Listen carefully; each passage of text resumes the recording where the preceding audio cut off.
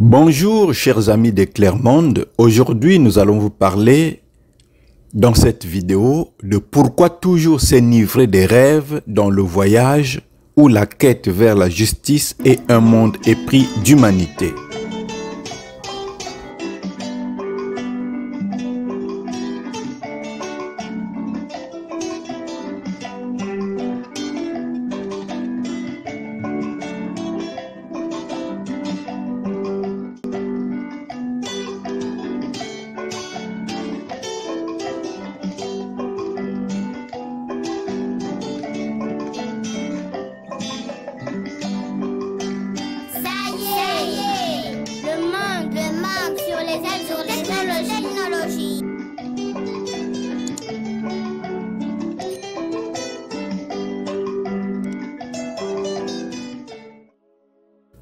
Dans sa chronique intitulée « Droit de cité » sur la chaîne belge de télévision francophone LN24, la chroniqueuse Safia Westphal eut décrypté le voyage qui reste encore à faire pour l'avènement de la justice et d'un monde épris d'humanité, au sujet des rêves pour la vie commune en société.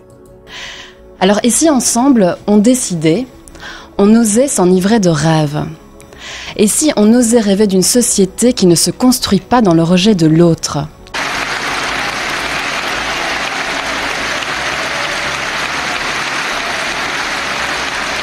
Le voyage vers la justice est un monde épris d'humanité.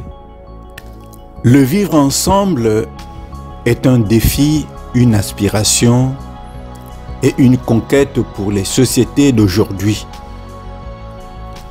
Cette réflexion philosophique et poétique a encore été d'actualité un certain lundi 7 septembre 2020.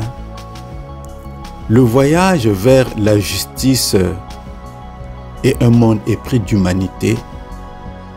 Pourquoi donc la première chronique de Safia Westphal continuera encore à impacter le cœur des gens? Pourquoi revenons-nous sur l'écho de cette problématique du voyage vers la justice et un monde épris d'humanité?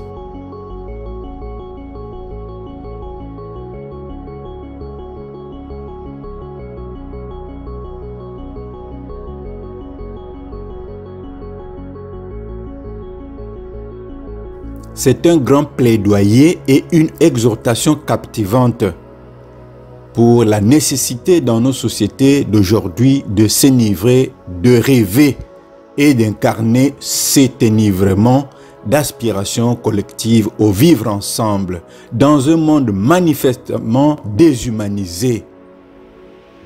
L'actualité nous oblige de regarder avec les yeux la déshumanisation de ce monde de manière perpétuelle, au point qu'on se pose des questions. Nous avons déjà fait écho de cette vision philosophique et poétique, mais nous faisons encore l'écho de cette vision dont Safia Westphal a fait un bref tour virtuel et critique d'actualité aux quatre coins de la planète.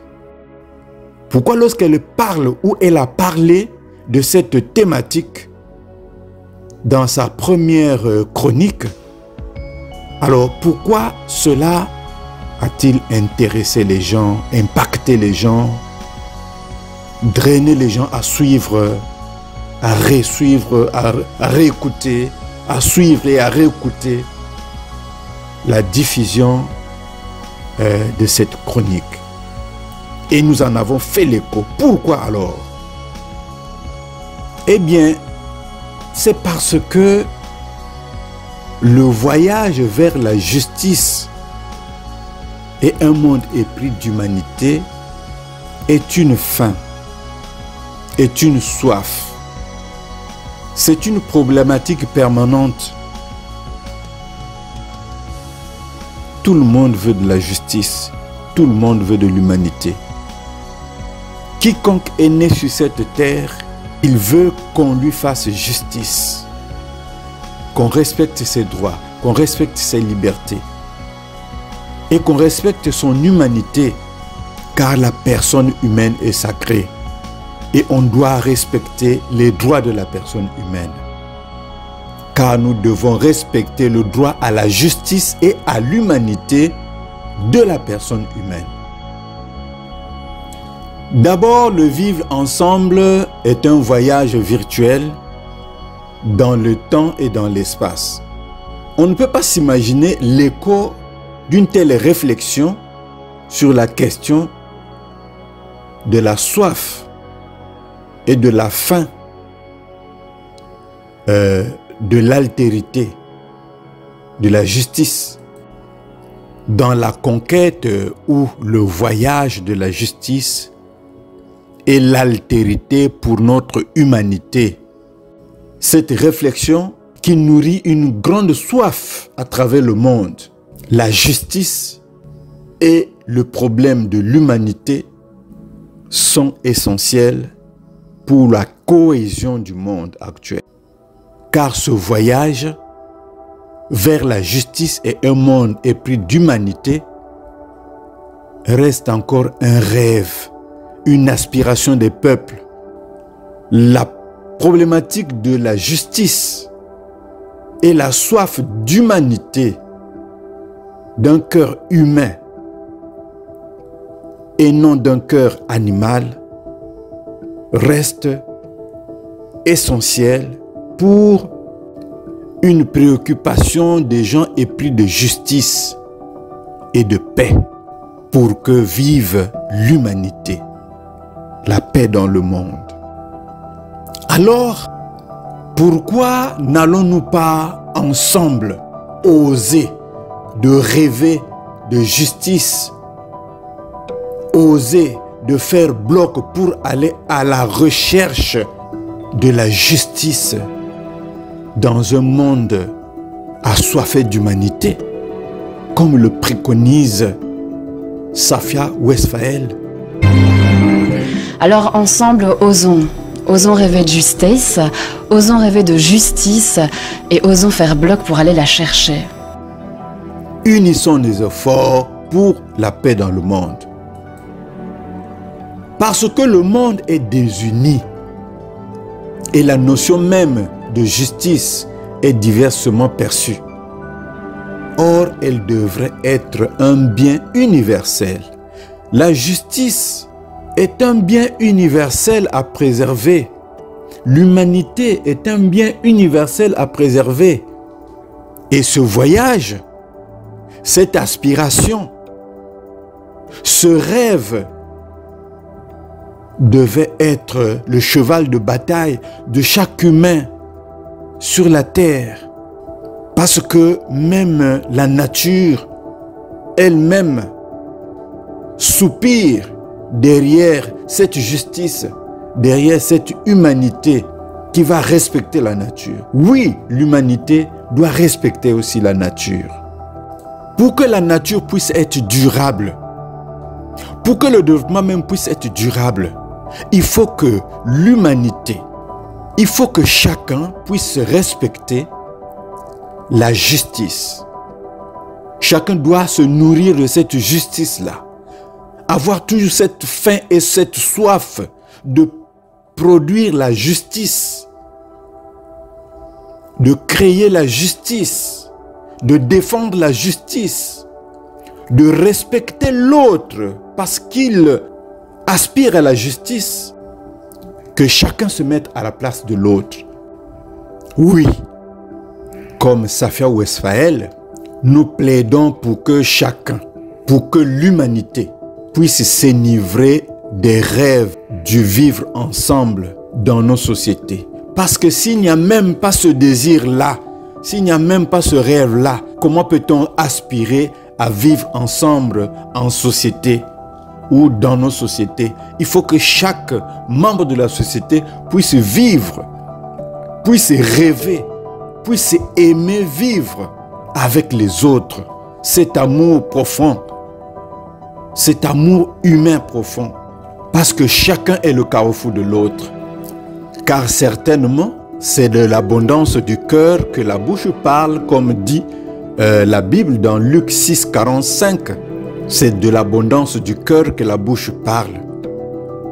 Si les cœurs sont remplis d'autre chose, de haine, de jalousie, d'envie, de mépris des autres, alors un tel cœur qui n'abonde qu'en ces choses dont on peut étendre la liste ne peut pas produire la justice, ne peut pas produire le respect de l'humanité dans ses droits. Le droit à la vie et au bien-être. Non.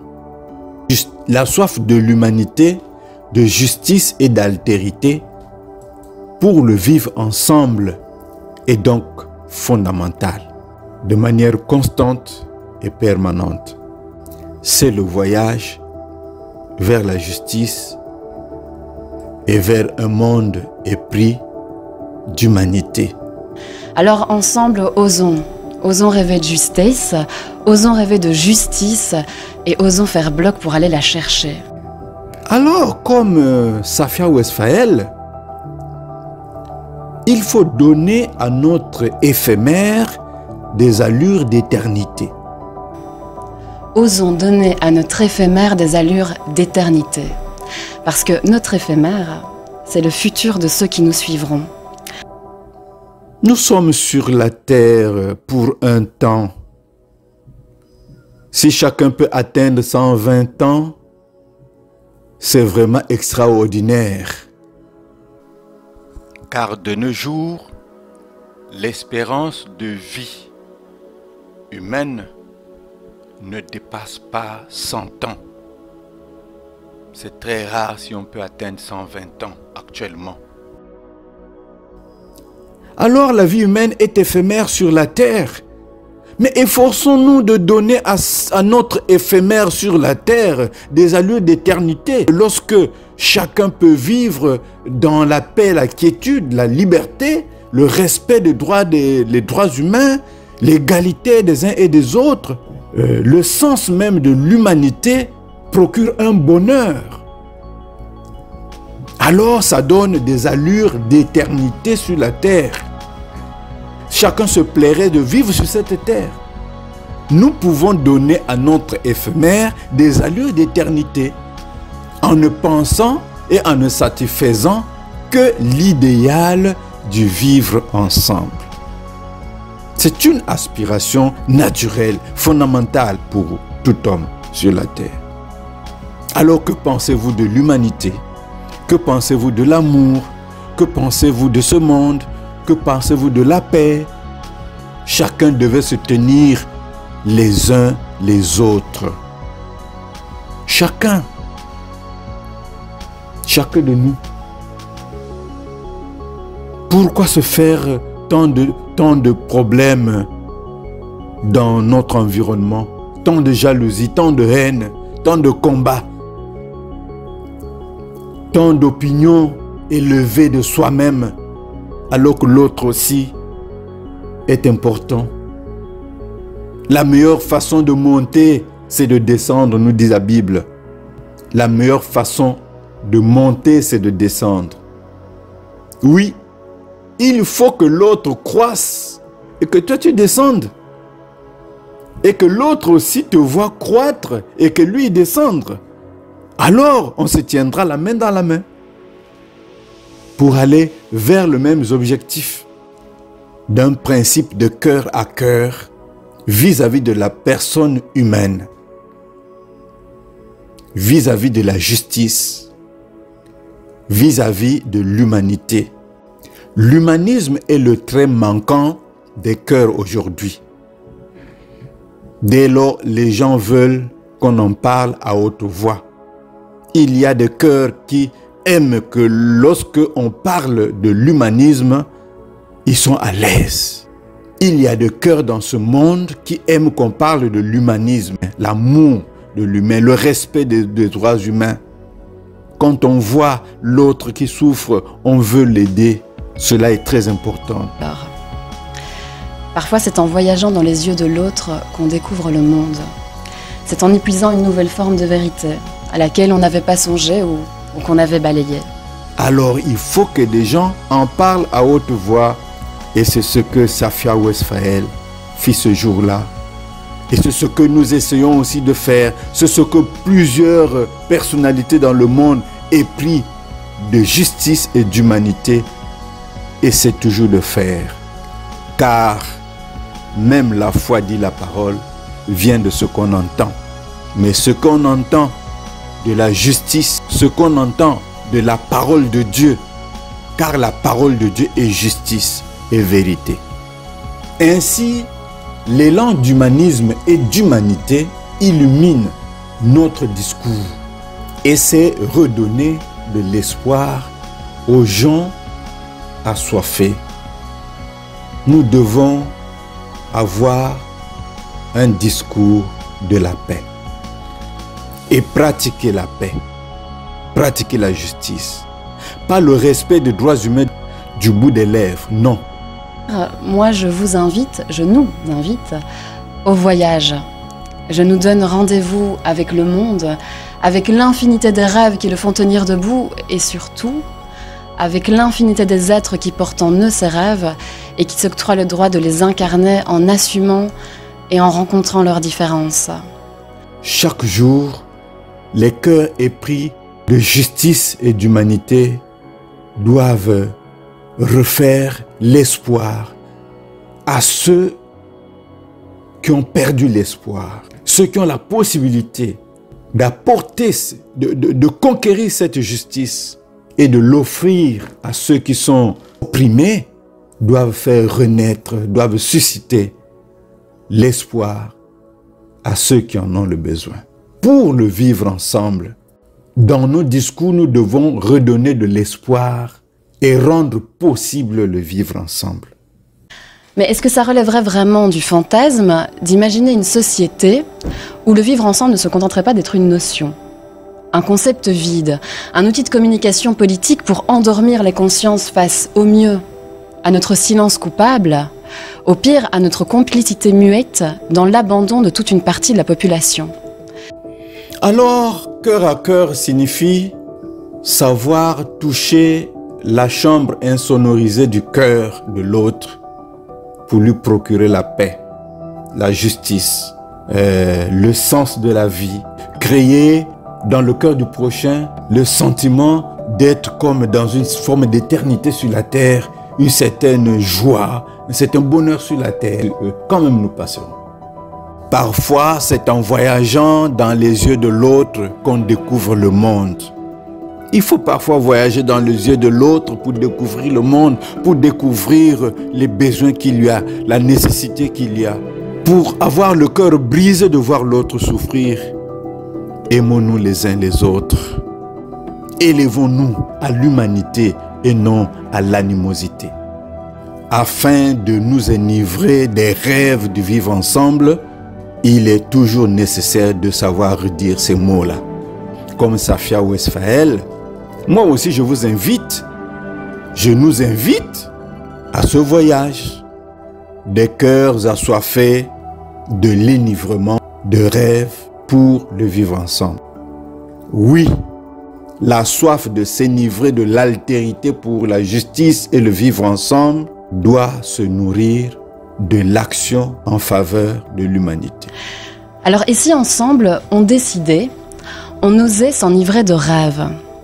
Et si on osait rêver d'une société qui ne se construit pas dans le rejet de l'autre? Toutes les plaies que le monde connaît aujourd'hui résultent du manque d'enivrement pour le monde que nous voulons. Et ce manque d'enivrement justifie bien pourquoi tant de dérives dans ce monde que nous avons en commun. Parce que j'ignore ce que vous en pensez, mais on n'est probablement jamais aussi proche de soi-même qu'en essayant vraiment de comprendre l'autre. Merci pour votre fidélité et à la prochaine. Abonnez-vous si vous ne l'avez pas encore fait, si vous pensez que le travail que nous faisons peut vous être utile, est intéressant. Abonnez-vous si vous ne l'avez pas encore fait et Likez cette vidéo, partagez-la. Soutenez le travail de la justice. Soutenez le travail de l'humanité par l'écho que nous faisons de ces aspirations sous forme de voyage vers la justice et un monde épris d'humanité.